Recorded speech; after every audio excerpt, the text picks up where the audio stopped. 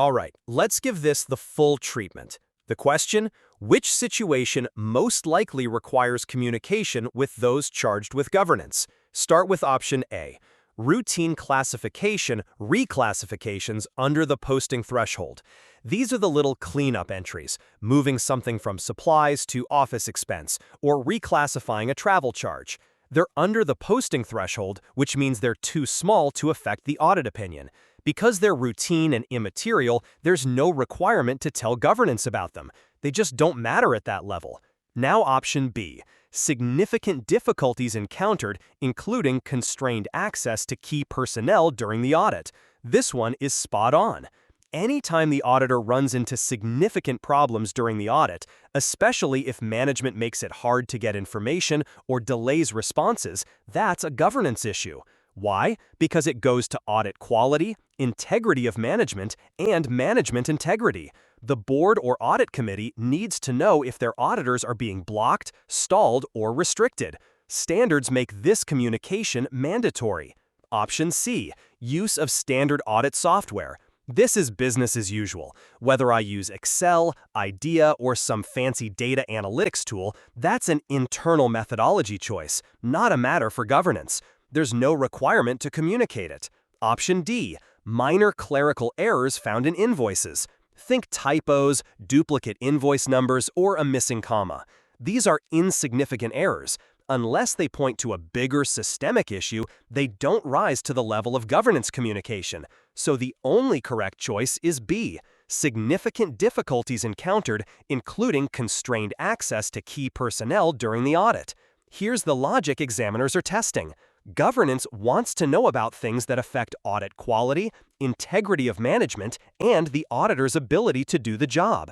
That includes significant difficulties with management or staff, significant disagreements with management, significant corrected or uncorrected misstatements, material weaknesses or significant deficiencies in internal control. Notice how the keyword significant keeps showing up. That's your exam trigger. If you see routine, minor, or clerical, that's not governance level. If you see significant difficulties or material misstatements, governance needs to hear about it. Think of it like this. The audit committee is like the school principal. They don't want to hear about every kid misplacing a pencil, minor clerical errors. They want to know if the teacher couldn't even get into the classroom because someone locked the doors, significant difficulties. Quick tip. If the situation sounds like it could compromise the auditor's ability to do a quality audit, the safe answer is to communicate it to governance. All right, the setup. A CPA discovers that an engagement team member's dependent child has a small direct brokerage account that holds 12 shares of the audit client's stock.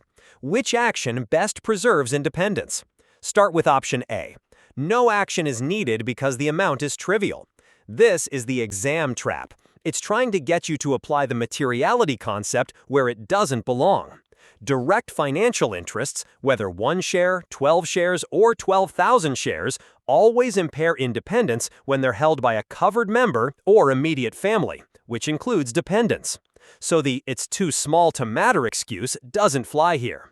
The rule is absolute. Direct financial interest is never okay, no matter the size. Option B. Require immediate disposal of the shares and evaluate safeguards. This is the correct answer. The only way to preserve independence is to eliminate the interest right away. That means the dependent child's 12 shares have to be sold. Then the firm steps back and evaluates. Do we need to remove the engagement team member from the audit anyway? Do we need to add documentation or safeguards? But the first step, disposal, is non-negotiable. Option C. Inform the audit committee and continue without changes. Communication with governance is important, but it's not a substitute for fixing the impairment. You can't just say, "Hey, audit committee, heads up, the kid owns 12 shares," and keep going. Disclosure alone does not cure an independence violation. Option D. Rotate the team member to a different client next year. That's way too late. Independence is about the current engagement. If the issue exists today, I can't wait until next year's rotation cycle to deal with it. That would leave this year's audit compromised. So the right answer is B. immediate disposal of the shares followed by evaluation of safeguards. Here's why this matters. Under AICPA independence rules, direct financial interests held by the auditor, their spouse, or dependent children are always prohibited. Materiality is irrelevant. It doesn't matter if it's 12 shares worth $300 or 1 share worth 10. Independence is gone until that ownership is eliminated. Think of it like this. Imagine you're a referee and your kid is sitting courtside waving a team flag because they accidentally joined the booster club. Even if it's just a tiny flag, the appearance is ruined. The only way to preserve your neutrality is to take away that flag immediately. Not promise to do it next year, not just tell the crowd, and definitely not say the flag is too small to count. And here's your quick tip. Whenever you see direct financial interest linked to the auditor, spouse, or dependent child, the fix is always dispose immediately, then reassess safeguards. Materiality, timing, and disclosure don't fix it. All right, let's give this the full expanded run so it really sinks in. The setup. Which scenario impairs independence under SEC rules? Scenarios. Start with Scenario 1.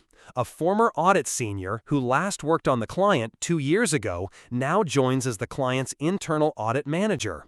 Internal audit manager is not a financial reporting oversight role, FRO. SEC rules focus on roles like CFO, controller, treasurer, or audit committee, the jobs that directly oversee financial reporting. Internal audit provides support, but it doesn't have final responsibility for preparing the financial statements. Plus, this person left the engagement 2 years ago, well beyond the 1-year cooling-off period. So, no independence problem here. Scenario 2. A former tax specialist who never even worked on the engagement becomes the client's CFO within 10 months of leaving the firm. This is the red flag. CFO is squarely a financial reporting oversight role. The SEC's rule is firm-wide, not just for the engagement team. So even if the tax specialist never touched the audit, the fact that they were part of the audit firm means the cooling-off rule applies. And the cooling-off period is 1 year. 10 months is short of that. Independence is impaired. This is the correct choice. Scenario 3. A former engagement partner becomes CFO 3 years after leaving the firm. Now here's where timing matters. Yes, CFO is a financial reporting oversight role, but the cooling-off period is only 1 year. After 3 years, this is long past the cooling-off requirement. Independence is not impaired. The SEC isn't trying to block people forever, just to prevent too cozy transitions. Scenario 4. A former IT audit specialist who was never part of the issuer engagement becomes a plant controller. Plant controller may sound like a controller role, but it's not a financial reporting oversight role in the SEC's sense. A plant controller is focused on operations for a single plant, not overall financial statements. Combine that with the fact this person wasn't on the issuer audit engagement in the first place, and there's no independence problem here. So when you line them up, the only real problem is Scenario 2. Former tax specialist becomes CFO within 10 months. That violates the 1-year cooling-off period. Here's how to think about it. SEC independence rules are laser-focused on FRO roles plus timing. It doesn't matter if the person was a tax staffer, IT consultant, or even a junior intern. If they join the client in an FRO role within 1 year of leaving the firm, independence is impaired. The SEC is basically saying we need at least 1 year of distance before someone can switch from being inside the audit firm to steering the client's financial reporting. Anything less than that creates the appearance that the audit firm could go easy on the client knowing their people are about to jump ship into management. Imagine it like this. You're the referee in a basketball game. If you put down the whistle and become the point guard for one of the teams the very next quarter, everyone cries foul.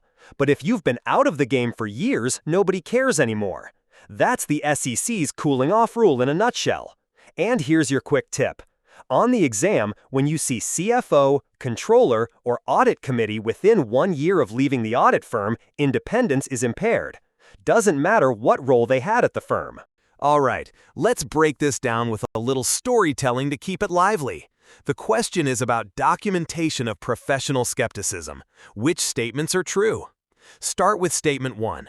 Documentation should show consideration of contradictory evidence. That's 100% correct. Professional skepticism isn't just nodding along with what management says. You've got to show that you looked for evidence that supports the numbers and evidence that might challenge them.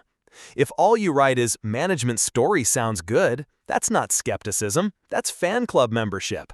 So yes, true. Statement 2. Boilerplate language like "no issues noted" is sufficient if the conclusion is correct. Nope, this is the exam trap. Auditing standards expect documentation that reflects the auditor's thought process, not a rubber stamp phrase. Boilerplate is like turning in a high school essay that just says everything is fine. Even if it's right, you didn't show your work. Skepticism has to be visible in the file, so this is false. Statement 3. When estimates are significant, documenting alternative assumptions considered supports skeptical evaluation. Absolutely true. This is one of the big ways to demonstrate skepticism. Show that you didn't just accept management's forecast at face value, but you asked, what if the discount rate was higher? What if sales growth is lower? Documenting that analysis proves you were thinking critically. So the true ones are 1 and 3. That lines up with answer B, 1 and 3 only. Think of it like this. Skepticism documentation is like writing in your detective's notebook.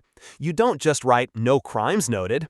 You write, "checked the window for fingerprints, looked at the alibi, tested alternative theories."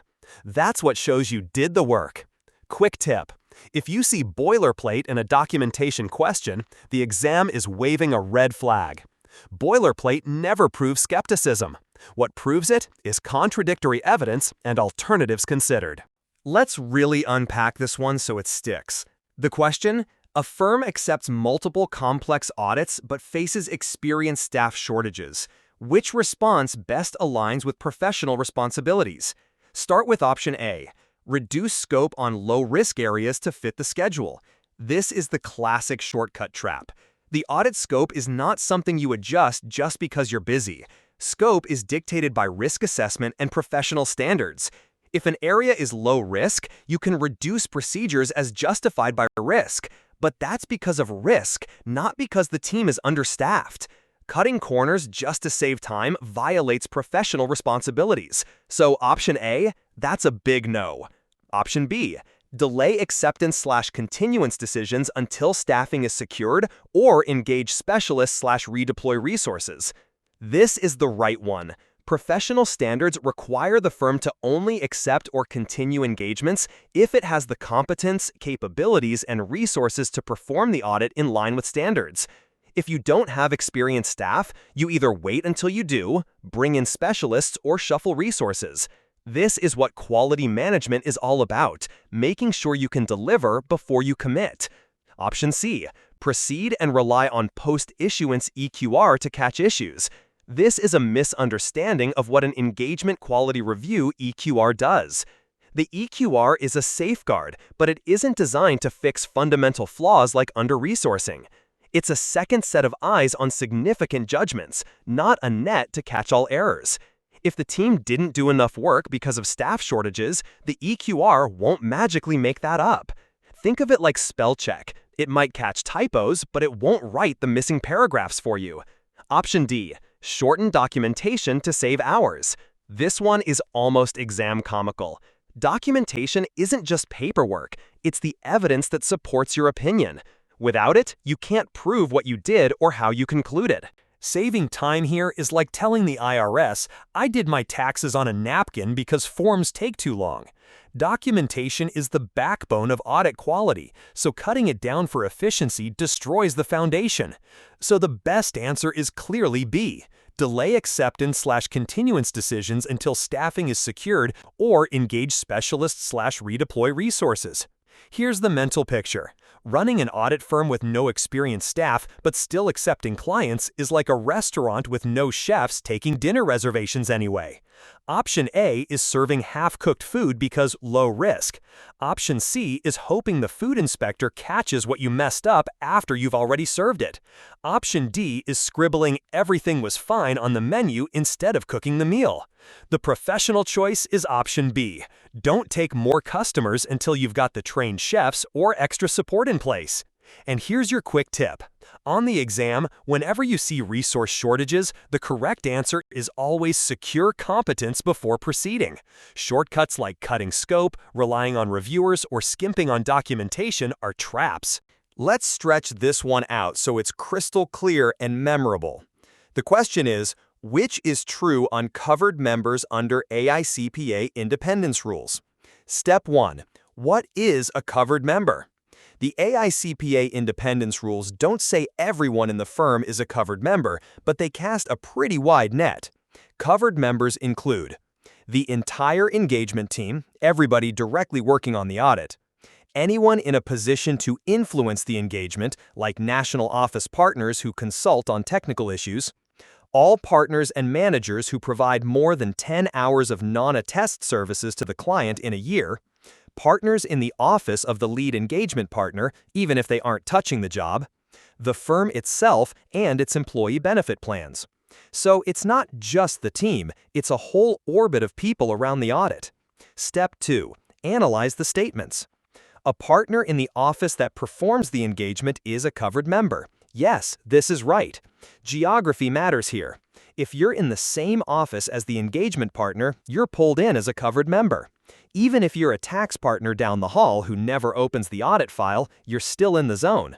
Think of it as if your office shares a coffee machine with the engagement partner, you're in. A partner elsewhere in the firm with no connection to the engagement is never a covered member. This is where the exam trap lies. The word never is too absolute. True, if you're in another office and have no influence, you might not be a covered member. But if you can influence the engagement, say you're the national accounting guru who advises on revenue recognition and you weigh in, you're pulled into covered member status. So you can't say never. That makes this statement false. Step 3. Lock in the answer. So the right combo is Statement 1 equals true. Statement 2 equals false. Answer A. One only. Example to cement it. Picture an audit of a Fortune 500 company run out of the New York office. The partner in New York who does tax work for that company? Covered member, even though he's not on the audit. A partner in the Dallas office who's never spoken to the New York team? Probably not covered, unless he's on the national technical team and gives input on the company's tricky lease accounting. Then he becomes a covered member. Quick tip for exams. If you see same office, think always covered. If you see another office, think maybe covered if influence exists. And whenever the exam drops never into an independence question, odds are it's bait. All right, let's slow this down and talk it out. So here's the setup. Pre-tax income is $4,200,000. The rule of thumb percentage we're using is 5%. Easy math first. $4.2 million times 5% is $210,000. That's your planning materiality, the starting line. Now, don't get fooled by the answers that throw in $840,000. That's just plain wrong math. The examiners love to sneak in a too big number to see if you'll trip. But materiality isn't just about the number. The question gives you two little clues: loan covenant sensitivity and volatile margins. And that's the exam whispering, hey, don't stop with the math, use judgment. Loan covenants mean lenders care about specific ratios. Even a small misstatement could flip a ratio and cause a default. Volatile margins mean earnings are already jumpy, so small errors look a lot bigger to users. Both of those scream, be more conservative. So what do? We keep planning materiality at $210K, but when we set performance materiality, the cushion under that number, we go lower, maybe 50% instead of 75%.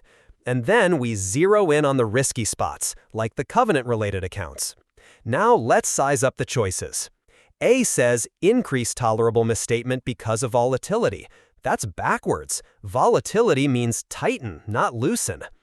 B says $210,000 and lower performance materiality plus targeted procedures. That's exactly right. C and D are the math trap answers with $840,000. Toss them out immediately. So the best choice is B. 210,000, consider a lower performance materiality, and targeted procedures for sensitive areas. Here's the quick tip. If you see words like loan covenants or volatile earnings, the exam is telling you, don't get comfortable with your math. Tighten the safety net and sharpen your testing. Let's walk through this carefully, because it's one of those family ties traps the exam loves to throw at you.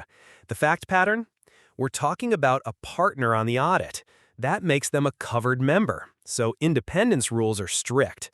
The partner's parent is non-dependent, so not immediate family, spouse, spousal equivalent, dependent child. Instead, this is a close relative under AICPA rules. And the parent isn't just a casual shareholder, they're a board member with significant influence over the client's investment decisions. That last part is the red flag. Close relatives can impair independence when they hold a key position with the client or can exercise significant influence. Now, the answer choices. A. Document the relationship. No further action is needed. This is the classic exam trap. Non-dependent doesn't mean ignore. Close relatives still matter if they're in influential positions. Too weak, can't stop here. B. Evaluate independence. The close relative's influential role can impair independence for a covered member. Yes, this is the right move. When a close relative has significant influence, independence is at risk. The firm needs to assess the impairment and likely remove or rotate the partner right away. C. Ask the parent to abstain from votes on financial reporting matters only. This is silly. The parent isn't part of the audit team, so you can't manage their behavior. You manage your independence, not your parent's board votes. D. Rotate the partner off the engagement within 3 years. That's a PCAOB rotation rule misdirection. The issue here isn't rotation timing, it's an immediate independence impairment. 3 years later is too late. So the best answer is B. Evaluate independence. The close relative's influential role can impair independence for a covered member. Quick tip. If you see close relative plus significant influence or key position, that's enough to raise independence alarms. It doesn't matter that they're not immediate family. Influence is what triggers the problem. All right, let's talk this one through like we're weighing options before taking on a tricky client. Here's the setup. You're in the continuance phase, basically asking, do we want to keep this client? Last year, management kept putting up walls, limiting your scope. That's a huge red flag, because scope limitations go right to the heart of audit quality. Now, option by option. A. Continue but remove the going concern section if the client promises better access. Nope. First, management promises don't fix independence or scope problems. Second, going concern reporting has nothing to do with scope limitations. That's an exam trap mixing topics. Toss this out. B. Discuss with governance and evaluate withdrawal/decline if limitations are likely to recur and affect audit quality. Yes, this is the responsible, standards-based answer. If management keeps blocking you, you bring it to those charged with governance, like the audit committee, and seriously consider walking away. You can't audit what you can't access. C. Proceed and document that limitations are management's prerogative. No way. Documentation is important, but independence and audit quality can't be waived just because management said so. This would basically let the client dictate the audit. D. Accept and increase substantive testing only. Sounds tough and proactive, but it misses the point. If management is limiting your scope, you can't just test harder. Some things simply can't be compensated for by more testing. So the best response is B. Discuss with governance and evaluate withdrawal/decline if limitations are likely to recur and affect audit quality. If you see management-imposed scope limits, your reflex should be don't power through, don't promise fixes, escalate to governance, and be ready to walk away. Here are walkaway triggers for auditors. 1. Scope limitations imposed by management. If management blocks you from getting evidence, it's game over. You can't just add more testing. You either escalate to governance or walk. 2. Management integrity in doubt. If you see signs they're dishonest, hiding info, or pressuring you to bend the rules, that's a big neon exit sign. 3. Independence impaired. If you or your team can't be independent, say a direct financial interest pops up and can't be fixed, you can't stay on. 4. Unresolvable disagreements with management, especially about accounting principles or audit procedures. If there's no middle ground, better to withdraw than issue a compromised opinion. 5. Lack of client cooperation or competence. If they don't have records, systems, or staff capable of supporting an audit, you don't have an audit, you have chaos. On the exam, if you see words like blocked, denied, integrity, independence, or recurring scope issues, your brain should jump straight to, this might be a walkaway situation. So let's slow this down and walk it through step by step. So here's the setup. A CPA firm wants to accept Bitcoin from a non-issuer client for audit fees. Right away, the exam writers are thinking, let's see if the candidate knows that crypto isn't just funky payment, it's also an investment if you hang on to it. Option A. The CPA immediately converts the Bitcoin to fiat upon receipt. Picture this. You get paid in Bitcoin, but before you've even finished sipping your coffee, you hit the sell button and it turns into dollars. Independence-wise, this is basically like being paid in cash or check. The auditor is not holding a speculative asset, they're just getting compensated in a roundabout way. No independence red flag here. Option B. The CPA holds the Bitcoin as an investment until it appreciates. This is the troublemaker. Why? Because now you've taken what was supposed to be a payment and turned it into a financial interest, and it's tied back to the audit client. You're suddenly aligned with management in hoping that their cryptocurrency's value rises. That's a direct conflict of interest. Independence under AICPA rules gets smoked the moment the CPA becomes an investor, not just a service provider. Think of it like being the referee in a basketball game while also betting on the outcome. No way you can claim objectivity. Option C.